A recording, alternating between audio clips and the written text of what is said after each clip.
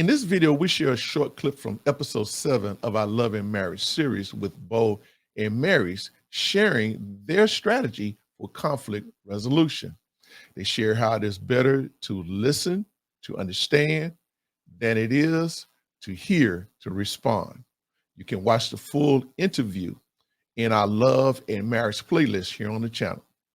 Hope you enjoy. I was just wanting to ask them, like, how do you guys handle or deal with conflict? How do you, what's your secret or what's your formula for dealing with conflict in the marriage? Wait, where is it? So Bo has, like he mentioned, little notepad. Okay, he still write notes. I don't write nothing. Now he has a phone. Now he upgraded. He doesn't have a notebook. But the main thing is communication. Communications. Being open. Letting each other know what bothers us. How can we make it better? How can we fix this problem? Like something as tiny as his parents live in another state. Well, no, they live in Tampa, not another state. Mm-hmm. And I have to be able to deal with all four. I have them on a set schedule. And our life is very busy. So he'll come right before shower time, he wants to call his mom. And I'm like, dude, it's already like 7:30. I'm already tired. I'm done for the day. They need to go to sleep. And then his mom want to talk to the grandbabies for whatever time. And we got in an argument and I'm like, you need to communicate to me. Something as simple as letting me know, hey, babe, I'm going to call my mom.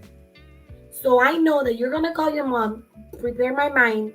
You're going to call your mom. I'll come upstairs, grab all the clothes, the pajamas, get the night ready.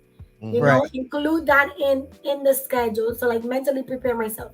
If I have to come and do something in the office, get their uniform ready for the next day. Get ahead while he's doing that.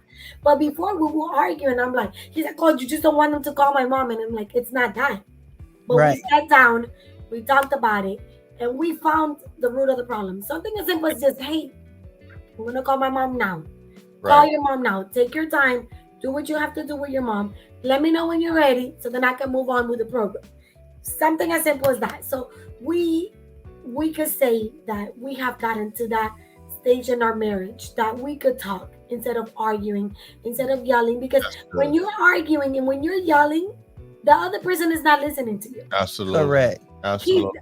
I'm like, if you're yelling and screaming at me, I'm done. I just want you to be done yelling so I could just move on. I don't want to hear what you have to say. So thank God we're in that stage of our life, in our marriage, that we could say, let's sit down, let's talk, let's figure it out how we're going to fix this and move on from it. And how you go about talking is some people would say, you don't go to bed mad, but that for us, that really doesn't work because when you're emotionally hot and you're trying to get your point across, it's hard to listen to the other person. So that's why I have to write it down because I'll forget half the stuff. So I just write down some points or some things I want to bring across, and either the next day or the next opportunity, we talk about it the next morning or the next day, whatever, and work it out. Because when our emotions are more keen, and because if I'm upset at something that happened, he's gonna try to explain it to me, and I'm just trying to. She kind of just shut down. Yeah, like the therapist told us. The therapist told us, she said, it's not the same thing to listen and hear the person. You're not comprehending.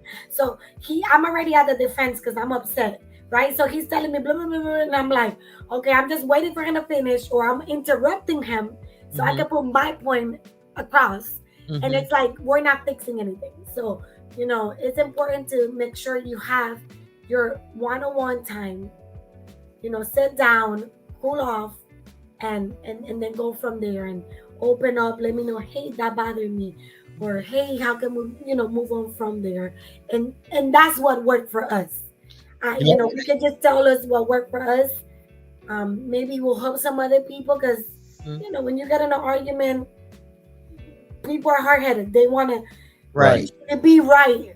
People usually want to be the right ones. So.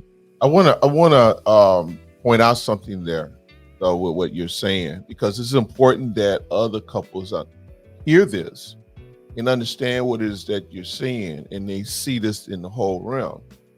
You all have been married for 10 years now. 11 years now, right? And you're still working these things out, correct?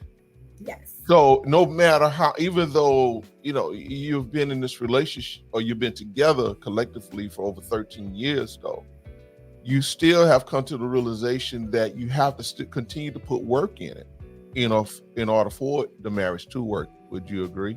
Yes, completely agree. I had 2 sets of twins, 2 pregnancy, and by far, marriage has been the hardest thing I have ever done.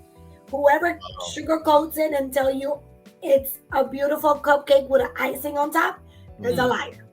Because it's a very hard thing to do.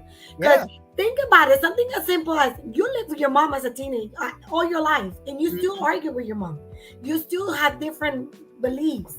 And that's what it is. 2 different people with 2 different beliefs, 2 different personalities, 2 different attitudes. So you still got to learn. Every day is a learning experience. Every day. It's like how they say you're going to learn a new number. Like our kids are in 1st grade and they bring this homework and we're like, oh, wait, hold up. We got to ask Google. We got to ask other teachers. Every day we're learning something new and it's hard.